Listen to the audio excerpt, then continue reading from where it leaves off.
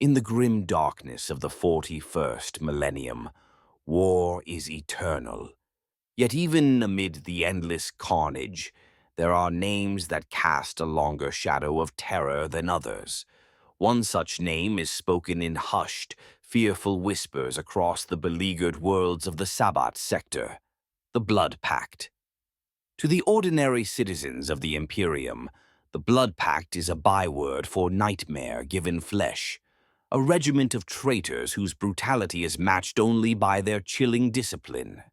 They are not mere rabble of chaos cultists flailing in mindless fury.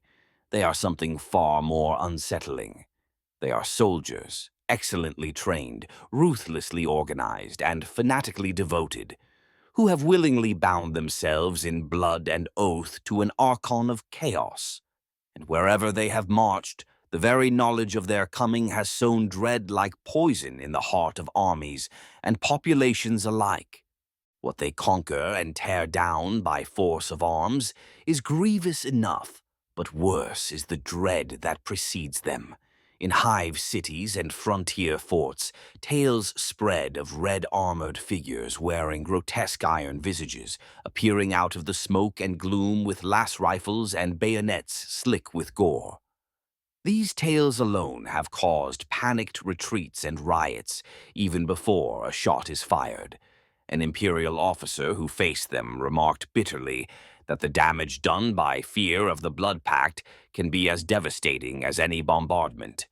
Such is the psychological weapon the Pact wields, terror as potent as artillery.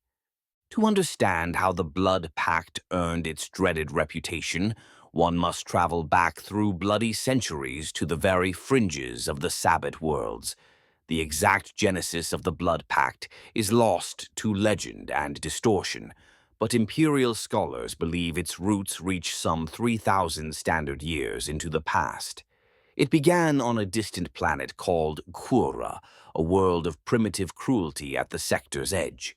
Kura, also pronounced as Gora in fragmentary sources, was a feral place where tribes warred constantly under the eye of Dark Gaur there, a feudal overlord known by the title of Gaur, a word in the local tongue meaning something akin to warlord or supreme chief, held dominion.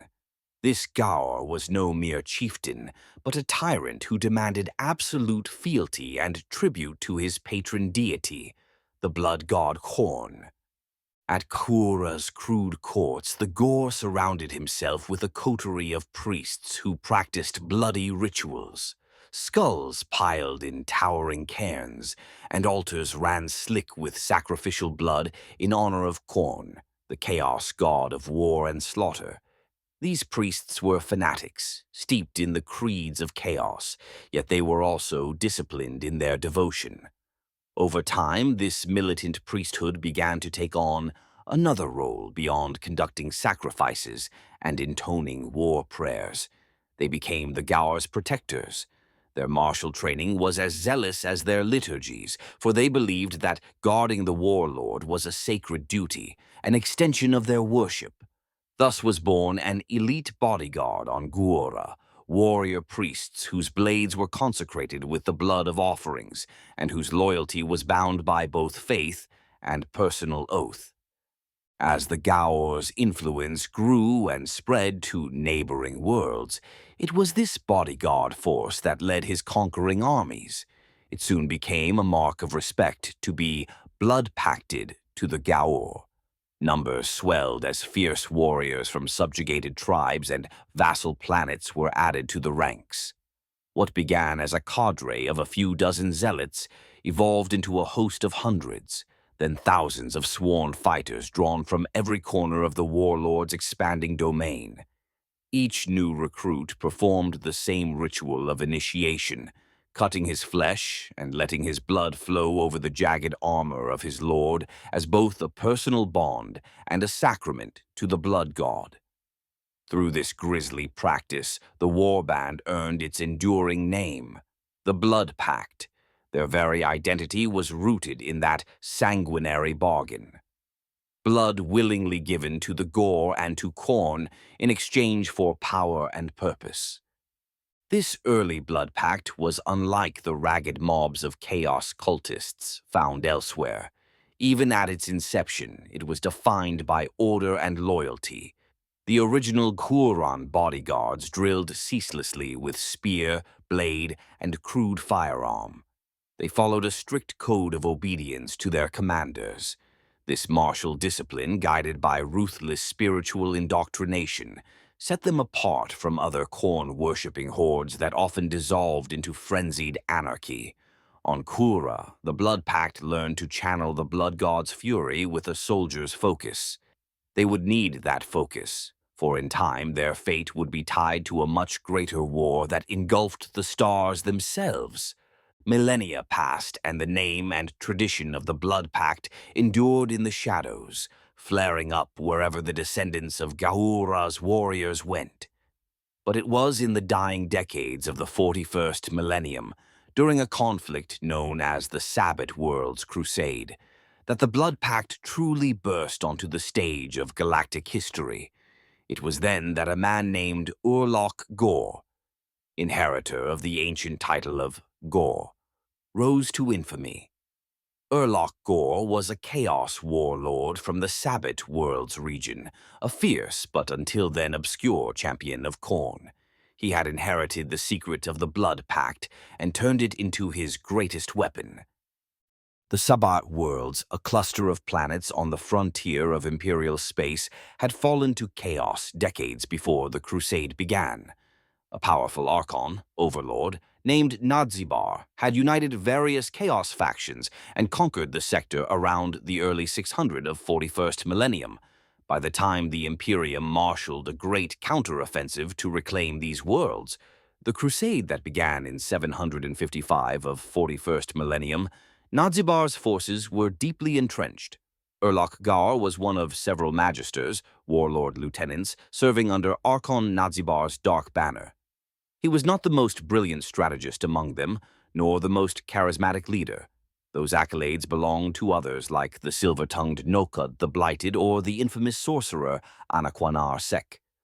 But Gaur possessed one asset none of the others did, an army that was not a howling rabble, but a true disciplined fighting force. He had the Blood Pact. An army that was not a howling rabble, but a true disciplined fighting force. He had the Blood Pact. When the Imperial Crusade under Warmaster Slado struck into the Sabbat worlds, they faced a plethora of chaos legions, mutant warbands, and heretic militias. Most were disorganized, relying on sheer fanatic numbers or the terror of summoned demons. They could win battles through savagery, but against the Imperial Guard's drilled regiments and the strategic genius of Warmaster Slado, they ultimately yielded ground. The turning point of the early crusade came in 765 of 41st millennium at Balhaut, a world where Slado personally slew Archon Nadzibar in the midst of a massive battle. Warmaster Slado himself was mortally wounded in that duel, but the death of Nadzibar threw the Chaos Command into disarray. In the chaotic aftermath, the Imperium glimpsed the first evidence of the Blood Pact's existence. Among the prisoners taken was a scarred, vicious woman who claimed allegiance not to the fallen Archon, but to a new master, Urlock Gaur, whom she called the Gaur. She boasted that she was sworn by blood to his service. This was a perplexing novelty to Imperial interrogators at the time, but it heralded a major shift in the war.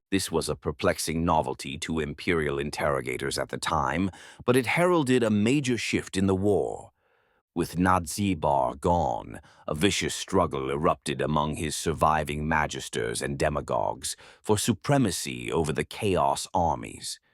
By rights, the position of Archon Overlord of the Sabbat, world's chaos host, should have fallen to one of the more renowned generals or cult leaders. Many warlords vied for it. The twisted genius Sek, the brutal Herator Asphodel, the fanatical Enoch Innocenti, and others of dark legend. Each commanded legions of traitors and monsters, but their forces, though massive, were fractious and prone to infighting. Urlock Gaur was seen by some as a relatively unremarkable contender, a brute from the sector's fringe with fewer followers. Yet, when the slaughterous infighting subsided, it was Gaur who emerged wearing the mantle of Archon. His ascension was no fluke of chance. Urlock Gaur claimed the throne of the archenemy through the iron discipline and loyalty of the Blood Pact, while his rivals' hordes were tearing each other apart in an orgy of ambition and betrayal. Gaur's troops stayed tightly in line, moving with purpose and coordination.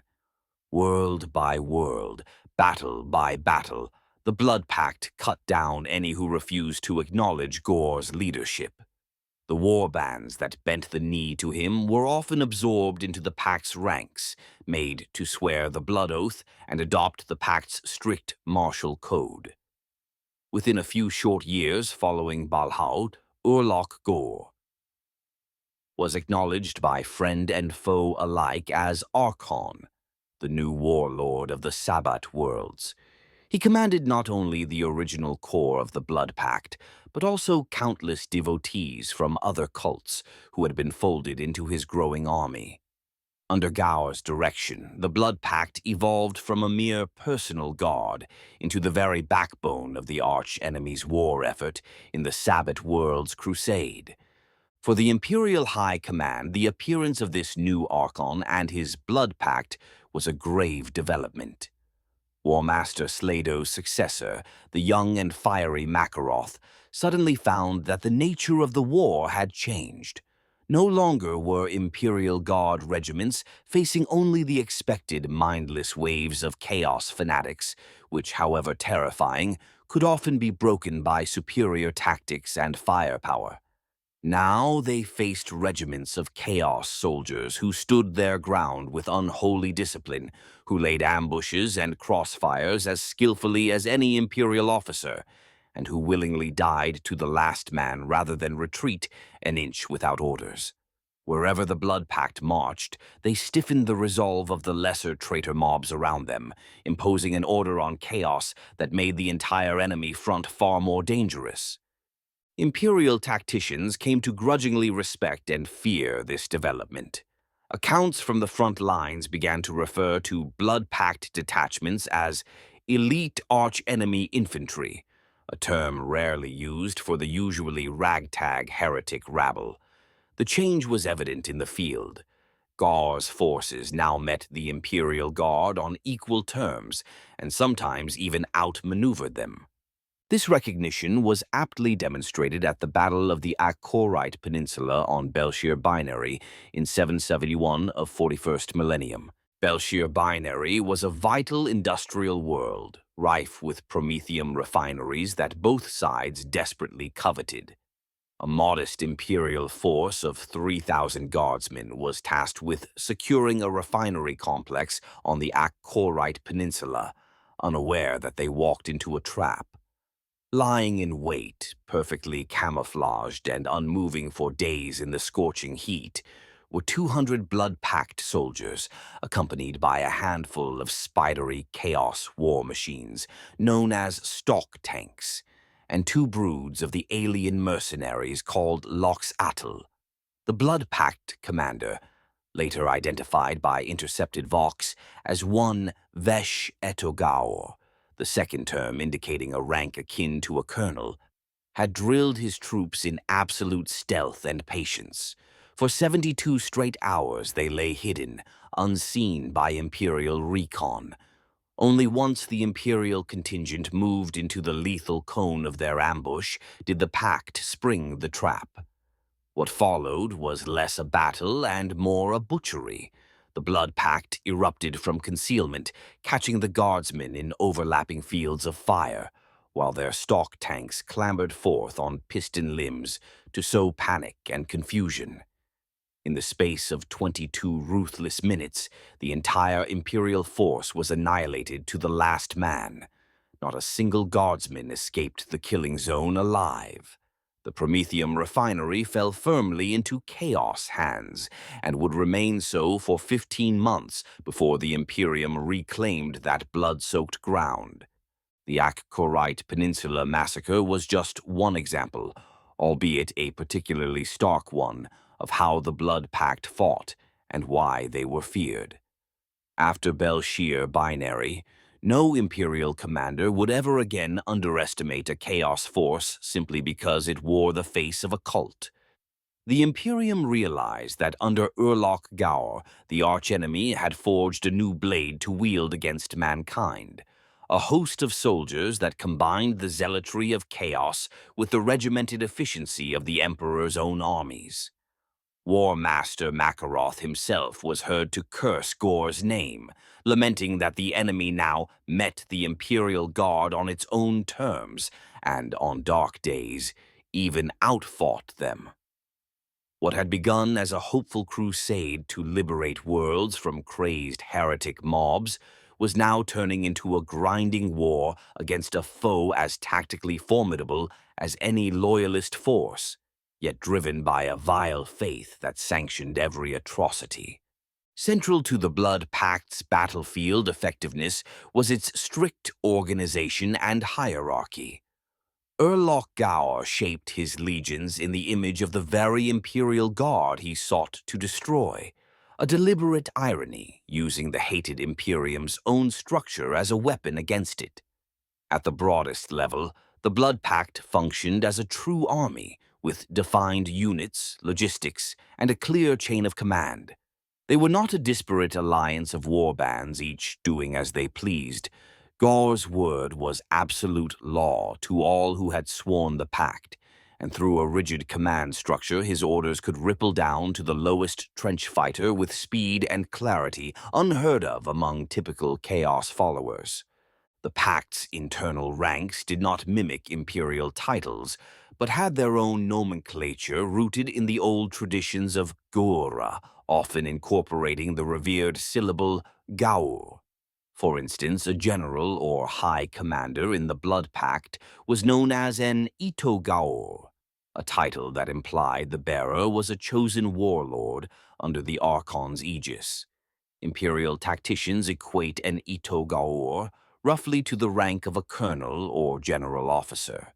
Officers of slightly lesser stature carried titles such as Damogor, comparable to a major, and Sirdar, a lieutenant equivalent. In Blood Pact culture, the rank title is placed after the name. For example, a warrior named Mabbon, holding the rank of Etogaur, would be addressed as Mabbon Etogaur. This use of Gaur in their ranks was a constant reminder of their service to the Archon. As one rose in rank, one carried more of Gaur's name as an honorific, symbolizing closeness to the warlord's power. Commands were enforced by a brutal system of discipline. Unlike the Imperium, which employs commissars to stiffen morale through fear, the Blood Pact's creed normally forbade members from spilling the blood of their own brethren. All blood was to be shed for the blood god and against the enemy, not wasted in internal squabbles. This principle helped keep them unified where other heretic groups might descend into infighting. However, recognizing that absolute obedience sometimes needed an iron hand, Gaur sanctioned a special cadre of enforcers called Arnogors. These individuals were given the sacred authority to execute any Blood Pact member, regardless of rank, who faltered or disobeyed orders. In effect, they were Chaos's dark mirror to the Commissariat. Every trooper knew that a failure on the battlefield would not only invite the wrath of Khorne, but also a merciless end at the hands of an Arno Gaur. Fear was thus focused inward as well as outward. Blood Pact soldiers feared failing their masters almost as much as they relished slaughtering the enemy. This ensured that cowardice and dissent were all but extinguished within their ranks. Under Gaur's leadership, the Blood Pact also grew in number and diversity by absorbing other traitor forces wholesale. Many Imperial Guard units that had turned renegade, as well as planetary defense militias that fell to chaos, were given a choice when encountering Gaur's armies: swear the blood oath and join the Pact's order, or be exterminated as unworthy. Those who submitted were made to carve the ritual scars into their hands and were indoctrinated into the Pact's ways. Their military training and specialties were then co-opted for chaos. In this manner, Gaur cleverly integrated the talents of professional soldiers who had betrayed the Emperor, spreading these seasoned turncoats throughout his regiments to share their expertise. Such converts were watched carefully by veteran loyalists of the Pact. Some long-serving blood-pacted warriors harbored deep suspicion towards those who once served the Imperium, but those traitors who proved their zeal for Khorne quickly rose as officers and drill masters, elevating the combat prowess of the Pact as a whole. Not only humans filled the Blood Pact's ranks, Gaur was nothing if not pragmatic in his pursuit of victory. The Blood Pact became infamous for enlisting the aid of dreaded Xenos mercenaries and warped creatures that most Imperial commanders would never expect to find fighting alongside human heretics. Chief among these were the loxatl, sinuous, crocodilian aliens who slithered low to the ground and wielded bizarre, flesh-chewing flechette blasters. These Xenos cared nothing for chaos ideology, but they were remorseless killers for hire, and the Pact paid them in plunder, and presumably flesh, to bolster certain operations. The sight of inhuman loxatl hunters stalking beside Blood Pact infantry added a terrifying extra dimension to many battlefields, challenging the Imperial assumption that aliens and chaos worshippers rarely cooperate. Under Gaur's blood-soaked banner, common cause was found in the simple joy of slaughtering the Emperor's servants. In addition to alien mercenaries, the Blood Pact readily employed mutants, chaos-spawned beasts, and even the occasional Chaos Space Marine warband within their battle order. No traitor Astartes would formally consider himself part of the Blood Pact's hierarchy. Their pride and loyalties lie with their own fallen legions or warbands. Yet on multiple occasions, bands of Khorne-worshipping Chaos Marines fought alongside the Pact in major engagements. Superhuman berserkers from the World Eater's Legion, for instance, might be unleashed at the vanguard of a Pact assault to shatter an Imperial defensive line in an orgy of close-quarters butchery, with the disciplined Blood Pact infantry following through the breach to secure the win. Gaur harnessed these unpredictable allies as living weapons. He gave them free rein to indulge their bloodlust at the critical point of attack, then directed his own troops to exploit the carnage they wrought.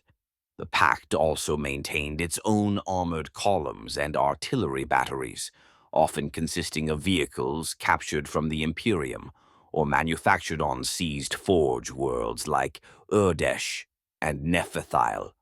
By the height of the Crusade, Gaur's forces fielded tank regiments equipped with twisted versions of Imperial battle tanks, such as the AT-70 Reaver pattern medium tank, common on Chaos-held worlds, or even a few of the massive AT-83 Brigand heavy tanks and ancient Baneblade-class behemoths pressed into service of the Dark Gods. These tanks were daubed in red paint and decorated with trophies, flayed skins, severed heads, and profane Khornate symbols, rumbling forward as icons of terror. Similarly, the Pact deployed artillery nicknamed usurper guns, repurposed from Imperial basilisks and medusas, which pounded loyalist lines with shells etched in blasphemous scripture. Uniquely, the Pact did not shy from using psychers despite their Khorne worship, for Khorne, as the god of blood and battle, traditionally despises sorcery. They employed arcane specialists, known as Gaur Mage's Warp-touched witches, who could, by rituals of blood, instill berserker rages or summon forth demonic entities to possess willing hosts.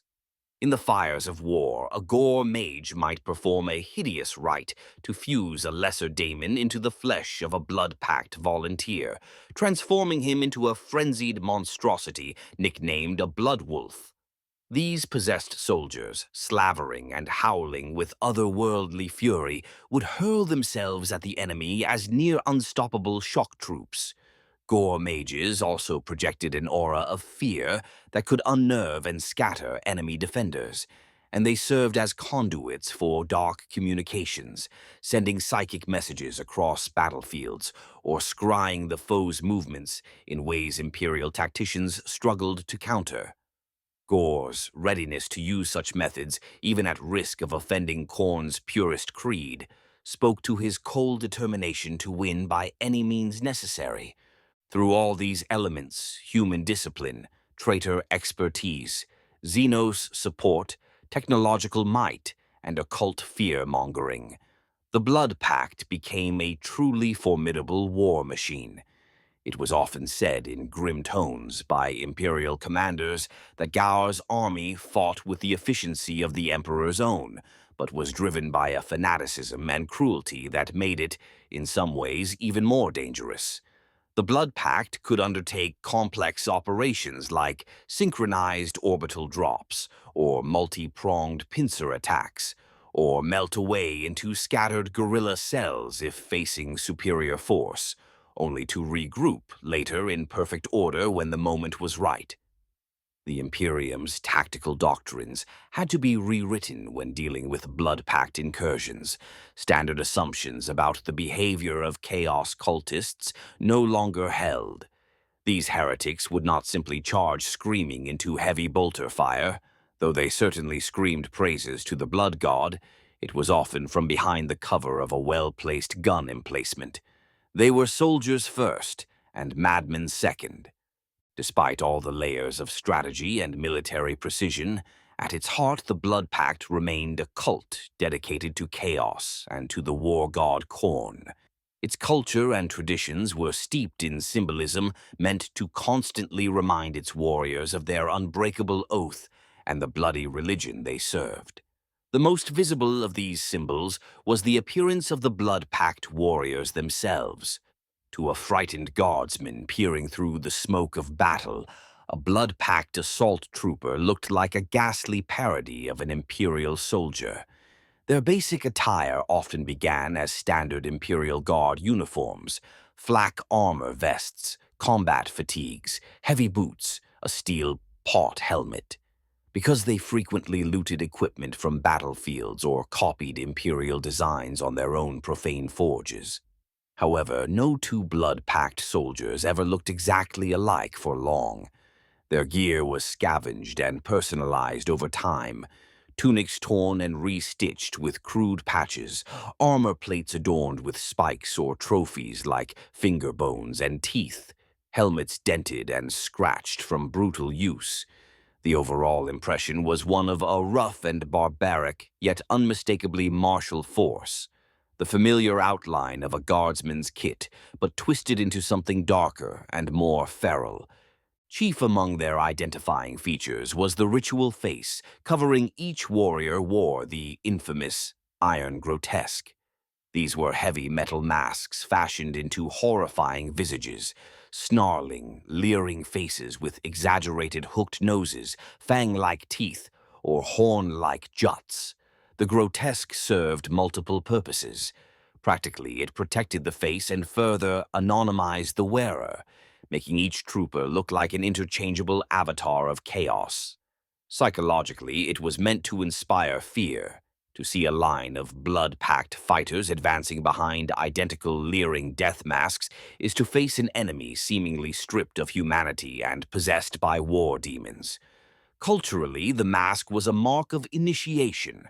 Once a man donned the grotesque, his old identity was gone, subsumed entirely into the cult. Most grotesques were a dull black iron or steel dark and soot-stained from constant exposure to smoke and blood. However, a few high-ranking officers were known to wear grotesques decorated in tarnished gold or silver, befitting their status. And rumor held that Archon Urlock Gaur's own faceplate was a fearsome thing wrought in brass and red enamel, fashioned to resemble the snarling countenance of a bloodthirster daemon. Whether myth or fact, such stories only fed the Blood Pact's aura, of demonic menace. The uniforms of the Blood Pact further set them apart. It was not enough to simply wear scavenged armor. It had to be claimed and profaned in the blood god's name. Thus, almost every article of clothing and armor was dyed or stained a dingy reddish-brown, the unmistakable color of dried blood. This was not mere camouflage or uniform regulation, but a sacrament. After a victorious battle, Blood Pact warriors would engage in a grisly ritual, soaking their garments in the fresh blood of the slain. They would dunk tunics and battle standards into barrels brimming with gore, or else simply kneel among the fallen and slather their armor in the pooling blood. By the time it dried to a crust, it left a permanent ruddy hue on fabric and a rusty patina on metal. Layer upon layer of such blood soakings, campaign after campaign, gave veteran fighters an appearance as though they had emerged from a slaughterhouse, and a stench to match. The Blood Pact were known to reek of death. A cloying odor of old blood and offal clung to them, mixed with the acrid tang of cheap unguents and machine oil that they used to anoint their bodies. Hygiene and cleanliness were of no concern. Filth was embraced as another token of devotion, a badge that worldly comforts meant nothing compared to the glory of slaughter. Another hallmark of Blood Pact warriors was that they always bared their hands in combat. Unlike many Imperial troops who wear gloves for protection, Pact fighters went into battle with naked hands, regardless of weather or hazards. This was to display the ritual scars on their palms and knuckles, the permanent testimony of their oath. Every Blood Pact member's initiation involved slicing open his hands on the blades of Gaur's armor, or on a similarly sanctified weapon if inducted in the field. The wounds healed into jagged scars, crisscrossing the palms. To them, these scars were more honorable than any medal, and many continued the practice of self-scarification long after induction. After every particularly glorious victory, warriors might slice new cuts into their flesh, on the arms, across the chest or face, as offerings of pain to Khorne. Over years, a veteran's body could become a lattice of scar tissue. Comrades would look upon a warrior etched with countless scars with reverence and a touch of fear, for each mark was proof of battles survived and devotion renewed. The deeper and more numerous the scars, the greater the perceived devotion to the blood god's cause. Ritual and belief played a constant role in the Blood Pact's operations. Each squad or company often included one or more warrior priests, veterans who doubled as keepers of the squad's spiritual fervor. Before a battle, these individuals led their comrades in guttural litanies, call and response prayers to Khorne and oaths to Gaur. They might stand in a circle, each warrior cutting a minor wound on his forearm to let a few drops of blood fall as offering, while the priest intoned, "Whose blood is this?" And the warriors growled in unison, "Ours, given gladly." Then the priest roared, "For whom do we give it?"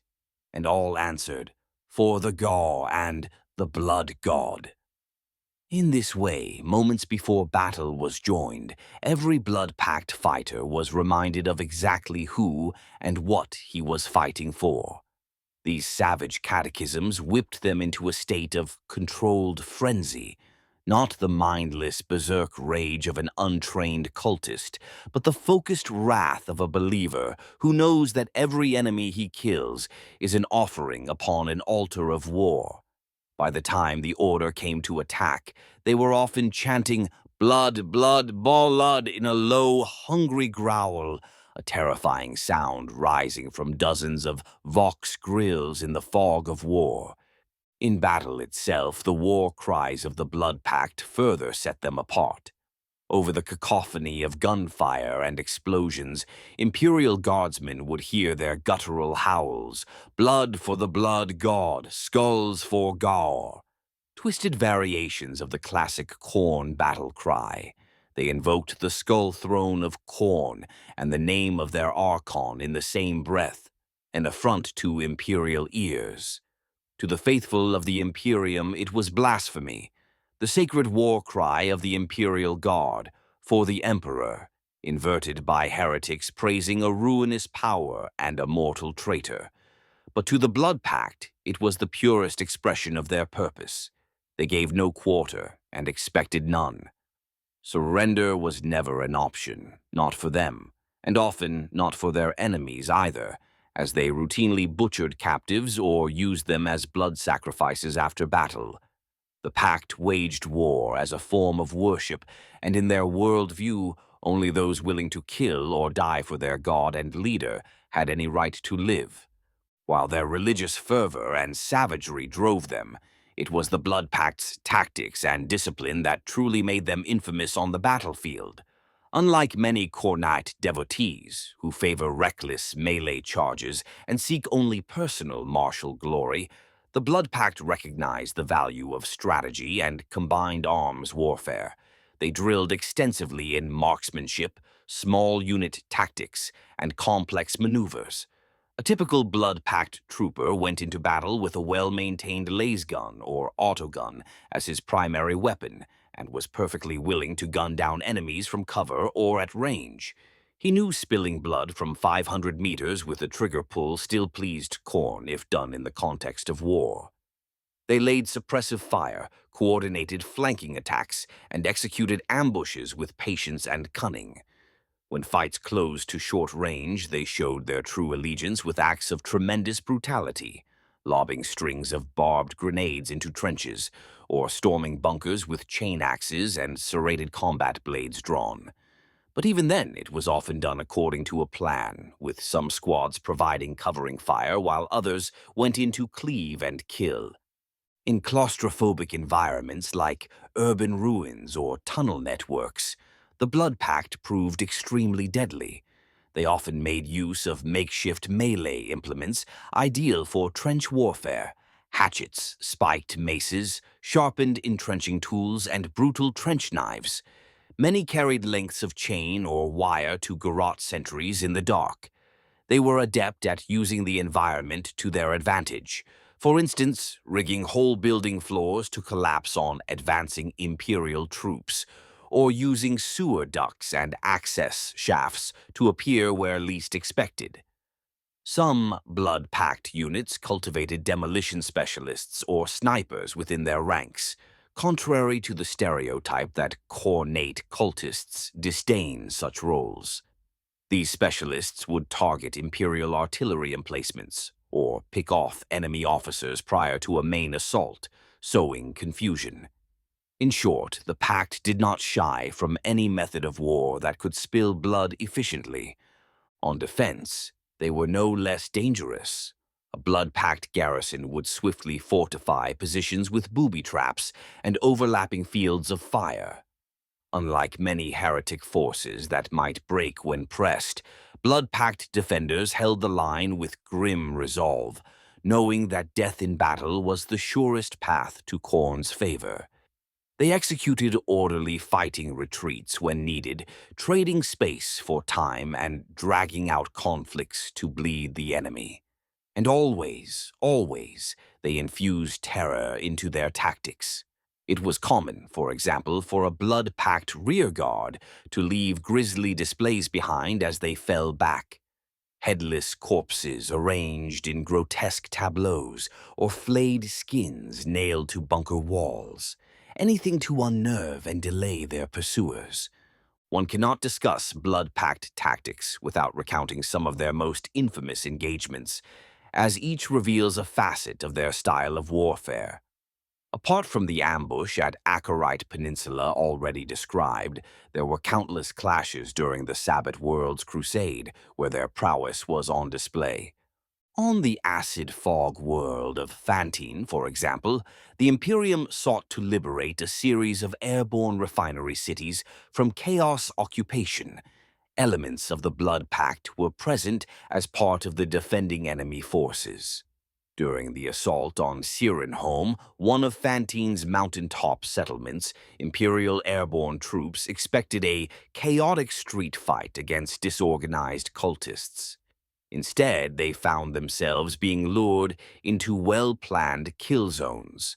Blood Pact units feigned retreat into narrow gantries and alleys, only to draw the pursuing Imperials into crossfires and pre-sighted fields of fire that left hundreds dead. What was supposed to be a hard-fought but straightforward victory turned into a grueling bloodbath. The Blood Pact turned the dense, toxic streets of Sirenholm into killing grounds, mining key approach routes and sniping from high towers. By battle's end, the Imperial forces did take the city, but at a far higher cost than anticipated. Fantine showed the Imperium that Chaos could field forces capable of acting as efficient soldiers, not merely the mindless fanatics Imperial tacticians had presumed them to be. Veterans of Fantine would later write that the Blood Pact fought as hard and craftily as any ghost, referring to the Tanith first and only, known as Gaunt's ghosts. And indeed, the Tanith themselves were present and hard-pressed in that campaign. It was on Fantine that the ghosts first encountered the Blood Pact directly, and both sides gained a grudging respect for the other's stealth and tenacity. Another brutal theater was the battle for Aix Cardinal, a world whose simmering civil war between Chaos sympathizers and loyalists had drawn in the Crusade.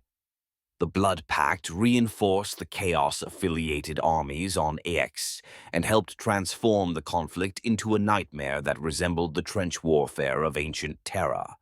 For months, the Imperial Guard and Blood Pact fought from opposing networks of trenches and forts, slogging over muddy, shell-cratered ground under constant rain.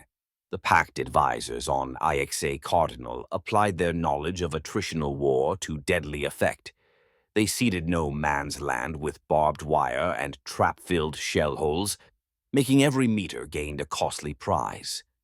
At night, Pact infiltration teams crawled through the mud to cut the throats of Imperial sentries or to plant explosives beneath forward bunkers, terrorizing the soldiers in the trenches. They unleashed chemical weapons, choking gases that lingered heavy in the misty air, disregarding any notion of restraint. In one notorious incident, an Imperial company advancing after an artillery barrage found an apparently abandoned Blood Pact trench line. Cautiously, they moved in, only to discover the trench filled with corpses of enemy soldiers. These bodies had been deliberately booby-trapped with wire-triggered grenades and pressure mines under their uniforms. The moment the Imperial troops tried to clear the trench, the charges went off, ripping men apart in a gory, concussive blast using the enemy's own dead as shrapnel. Such was the ingenuity of horror the Blood Pact brought to that war. Though Aix Cardinal was eventually freed from Chaos influence, the campaign lasted long, exhausting months, and cost tens of thousands of lives. Those who survived it spoke of the Blood Pact there with a mix of hatred and unwilling admiration, for they had seen how unyielding and inventive these foes could be, even in the worst conditions. The war in the Sabbat worlds saw the Blood Pact deployed on dozens of worlds, each time adding to their bloody legend. They fought in the burning streets of hive cities, in frozen tundra fields, and in the steaming jungles of forgotten continents. On every battleground, their presence seemed to elevate the conflict's brutality.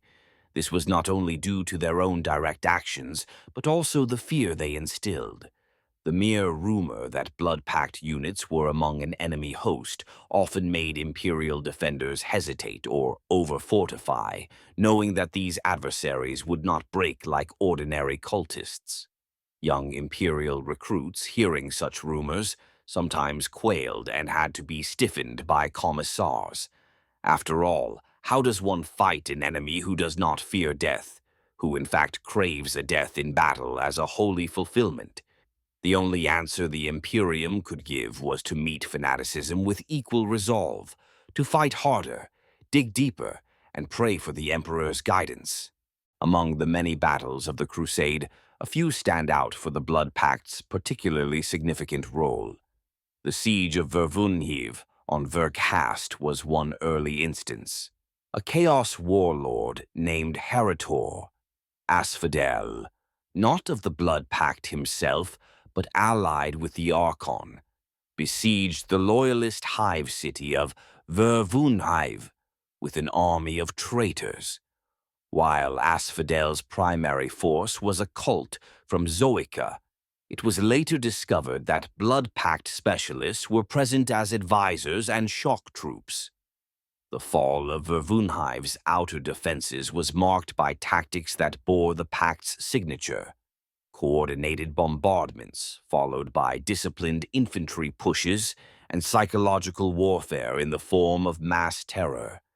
The attackers used captured Imperial voxcasters to broadcast taunts and horrific sounds into the city at night. They crucified prisoners and raised them on the front lines where the defenders could see their comrades' agony. Though Vervunhive ultimately held out, thanks in part to the intervention of Colonel Commissar Ibram Gaunt and his ghosts, the cost was appalling, and the involvement of the Blood Pact foreshadowed how even more dire battles would become. Perhaps the most pivotal confrontation involving the Blood Pact came on the holy planet of Herodor in 773.M41. Herodor became the site of a miraculous event, the resurrection of Saint Sabbat, the patron saint of the Crusade. This divine occurrence sent waves of inspiration through the Imperial forces and terrified the Chaos warlords, who realized that the Imperium's faith had been given a powerful rallying point. In response, Archon Urlock Gaur orchestrated a massive counteroffensive to destroy this beacon of hope. The Blood Pact were at the forefront of the assault on Herodor's capital. Gaur committed some of his finest units, determined to snuff out the reborn saint and demoralize the crusade once and for all. The fighting around Herodor's cathedrum, the grand ecclesiarchal palace, was nightmarish. Blood Pact companies flung themselves at the Imperial defensive lines, guarding Saint Sabbat and her retinue. Again and again they charged, not mindlessly but in relentless waves, each one probing for weaknesses. The most feared among them, the legendary Death Brigades, were unleashed here. These Death Brigade units were the Pact's elite veteran soldiers who had survived countless battles and had been honed into remorseless killers. Clad in heavier armor, blood-red carapace plates etched with the eight-pointed star, and often equipped with lethal close-quarter weapons like power axes and flamers, the Death Brigade troopers moved with the coordination of a crack stormtrooper squad and the ferocity of a berserker squad. They spearheaded assaults, leading lesser cultists and chaos creatures in their wake. In the defense of Herodor, a handful of Death Brigade teams managed to breach the inner compounds. In one chilling incident, a Death Brigade squad feigned surrender after being surrounded by Royal Volpone Regiment troops and Adepta Sororitas, dropping their weapons and kneeling as if to capitulate. When the Imperial commander hesitated, perhaps stunned that these fanatics might yield, the Pact troopers sprang their trap. Concealed pistols and blades were suddenly drawn, and they lunged at their would-be captors with vicious speed. Dozens of Imperial soldiers were slaughtered in seconds by the duplicitous gambit. Such treachery and audacity exemplified the Blood Pact ethos. There was no honor except victory, no truth but what served chaos. Ultimately, it took the personal intervention of Saint Sabbat herself, according to hagiographic accounts, to turn the tide at Herodor. As the Blood Pact closed in on the sanctum, the saint stepped onto the battlefield, a glowing figure of divine light amid the smoke. The sight enraged the Pact forces, who redoubled their efforts to reach her. But the saint's presence emboldened the Imperial defenders to superhuman courage. In the final moments, as legend tells it, Sabbat confronted a champion of the Blood Pact. Some say it was an 8-foot-tall mutant beast on loan from the legions. Others claim it was a Blood Pact colonel in demonically blessed armor. With a blinding swing of her sword, wreathed in holy fire, she struck the champion down. The morale shock of this, a living saint cutting through their mightiest warrior, caused the Blood Pact assault to falter. Imperial reinforcements surged in, and what had been a near-chaos victory turned into a rout. The Blood Pact, many of them unwilling to retreat, were cut down almost to a man in the city's plazas and halls. Herodor remained in Imperial hands, and the saint lived, shining as a symbol of the Emperor's grace. For the Blood Pact, Herodor was a bitter failure. They had come within a blade's width of extinguishing the Imperium's new hope, yet ultimately were driven off. Still, their role in that battle solidified their reputation as the Imperium's most dreaded human foes. For it was noted that even in the face of a miracle, the Blood Pact did not break until they were literally slaughtered to the last. Through all these battles, a pattern emerged. The Blood Pact often found themselves in bitter opposition against one particular band of Imperial soldiers. The Tanith first and only, Colonel Commissar Gaunt's regiment. Time and again, on Fantine, on Ixe Cardinal, on Herodor and beyond, Gaunt's stealthy ghosts clashed with Blood Pact forces, and a fierce mutual enmity took root. The Tanith, being masters of camouflage and reconnaissance, discovered that the Blood Pact could nearly match them in stealth and cunning, a sobering realization for the proud scouts. On the other side, the Blood Pact recognized the Tanith by their trademark camo cloaks and deadly sharpshooting, and came to view them as a nemesis to be exterminated at all costs. It became a grudge match amidst the greater war. Blood Pact officers would snarl orders to target the Shadowborn whenever the Tanith were identified on the field, hoping to erase the embarrassment of being foiled by mere humans. Meanwhile, Gaunt's men took grim satisfaction in thwarting the Pact's plans and even assassinating some of their leaders. Indeed, one of Gaur's favored lieutenants, Sagittar Slaith, a fearsome Blood Pact commander, met his end at the hands of Gaunt in a duel amidst the trench hell of Aix Cardinal. Such episodes only fueled the hatred. The Blood Pact began to single out the Tanith for special horrors, such as flaying captured ghosts alive or sending taunting messages over Vox addressed to Gaunt personally. The Tanith, in turn, learned to strike first and hard whenever Blood Pact war banners were sighted, denying them the chance to employ their guile. The rivalry became the stuff of war legend, an ironic mirror image of the eternal struggle. A small, elite Imperial unit versus the elite of chaos, each the bane of the other. This rivalry came to a head dramatically on the desert world of Jago, at the fortress Hinzerhaus during the later stages of the Crusade. The Tanith First and Only and a few allied regiments were assigned to hold this isolated mountain citadel to protect the Crusade's flank. The Blood Pact, determined to crush their hated foes, descended in force. What followed was the siege of Hinzerhaus, a desperate, close-fought affair that tested both sides to the limit. The Pact invested the fortress with thousands of troops. They arrived under cover of a dust storm and immediately cut off all communication lines surrounding the mountain. Inside Hinzerhaus's thick walls, Gaunt's men and their comrades prepared as best they could, planting mines and setting up overlapping fields of fire. But the Blood Pact siege was methodical. They bombarded the fortress with captured Imperial artillery from just beyond the reach of return fire, hammering the defenses day and night. Then, under the cover of those shellings or the dead of night, they launched probing assaults at the gates, the lower bastions, even the cliffside approaches thought impassable. The Tanith and their allies repelled these, but each time at mounting cost. The Blood Pact showed no concern for losses. They would press an attack until it nearly succeeded or clearly failed, and if it failed, they only pulled back to regroup and try again, hours later.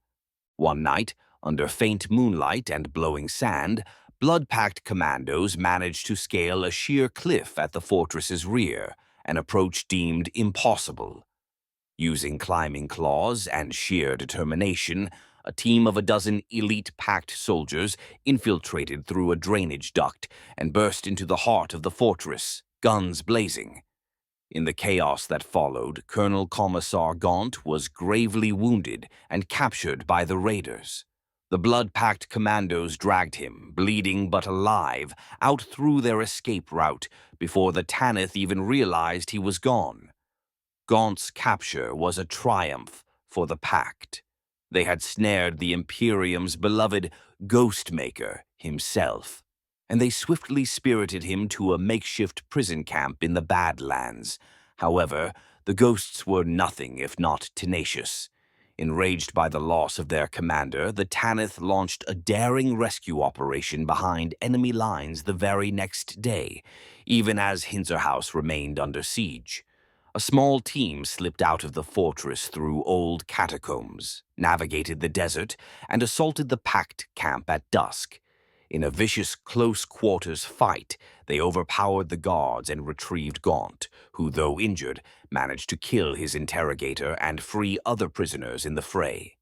The rescuers and their reclaimed colonel then trekked back to friendly lines under cover of darkness.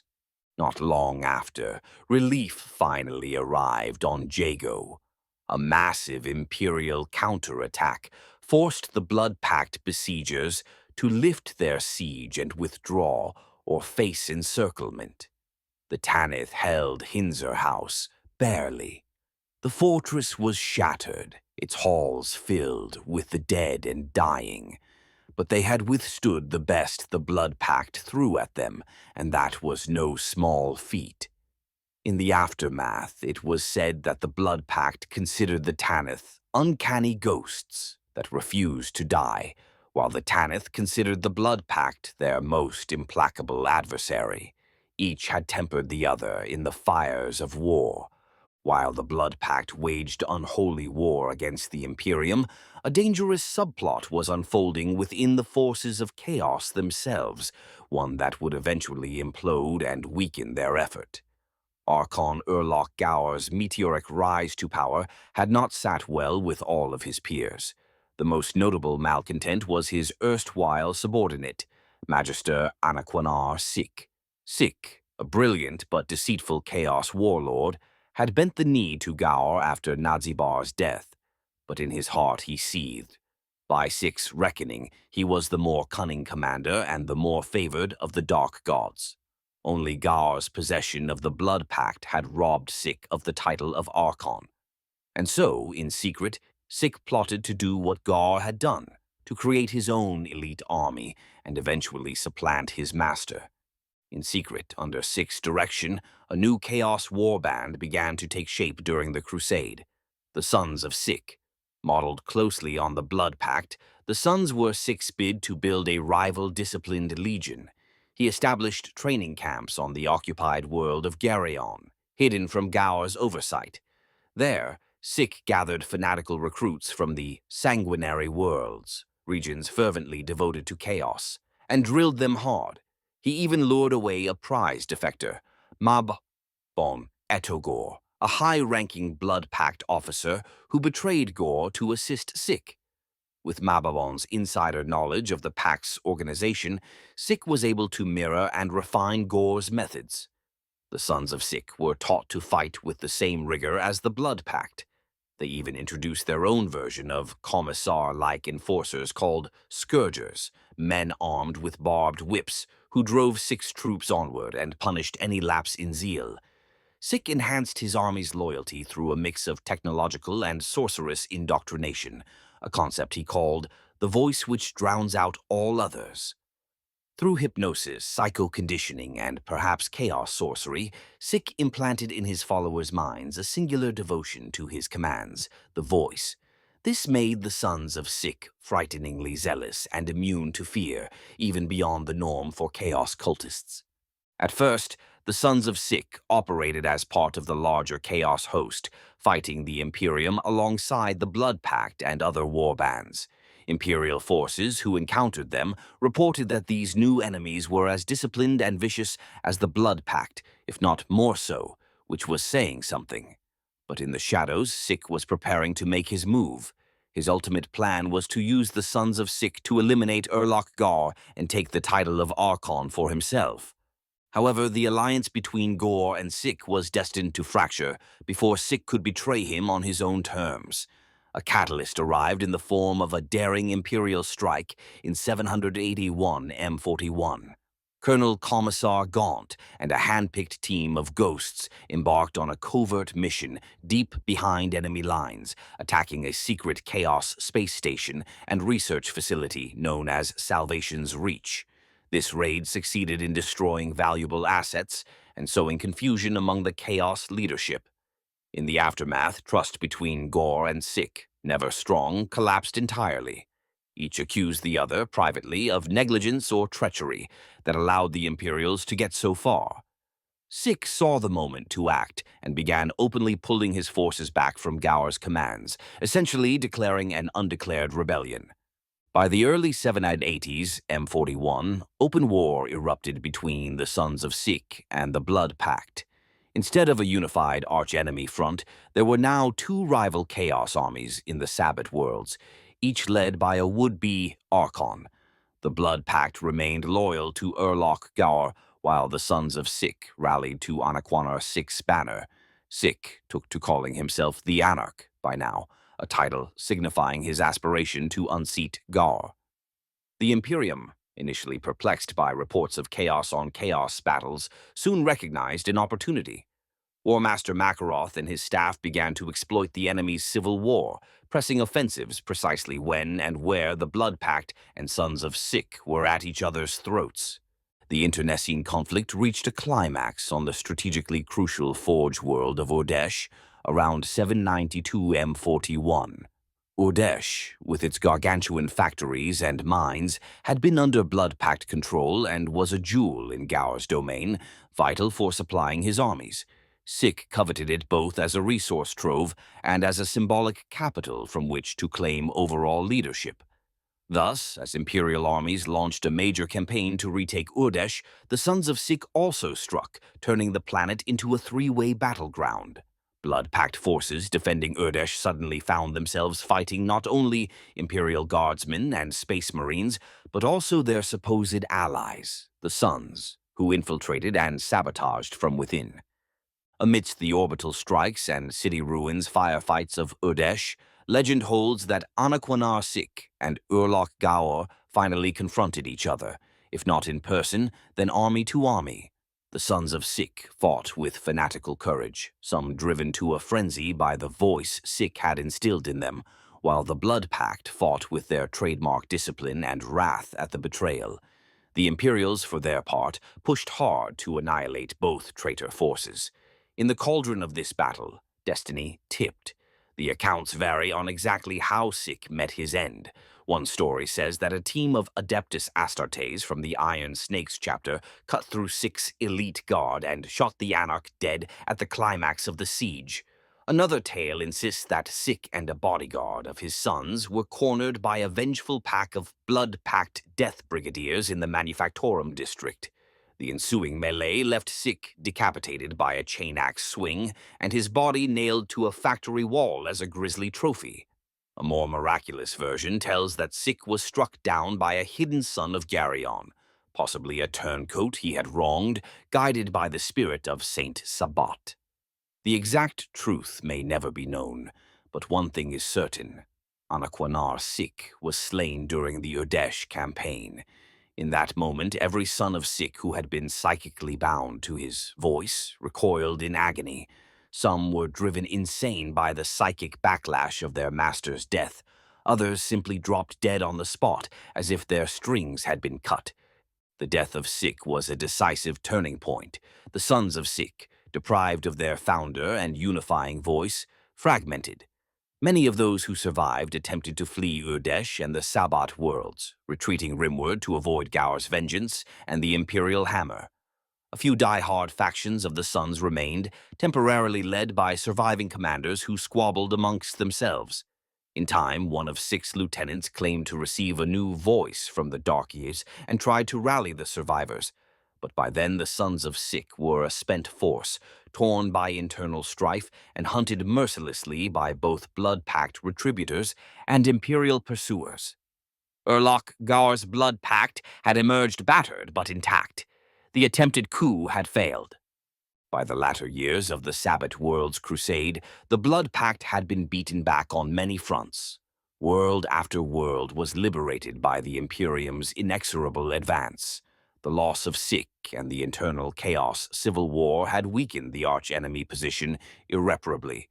The Imperials pressed the advantage. The final campaigns of the Crusade saw the Blood Pact making last stands on worlds like Ancrion Sextus and Garapan, fighting ferociously but ultimately unable to halt the Imperial momentum. Archon Urlock Gaur himself vanished from the forefront of events as the walls closed in. Some believe he was critically wounded in a bombardment and carried off by his followers. Others suggest he retreated into the warp, biding his time.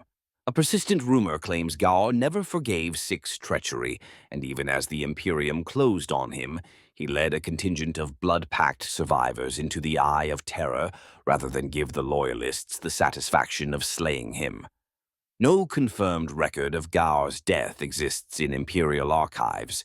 Regardless, by the formal end of the Crusade, circa mid-1790s M41, the Blood Pact as a unified army was shattered. Many thousands of them had been killed over the course of the war. Others splintered into rogue warbands and went to ground, hiding on remote worlds or fleeing into the warp storms that occasionally beset the sector. The Imperium declared victory and celebrated the liberation of the Sabbat worlds, though at a staggering cost in blood and treasure.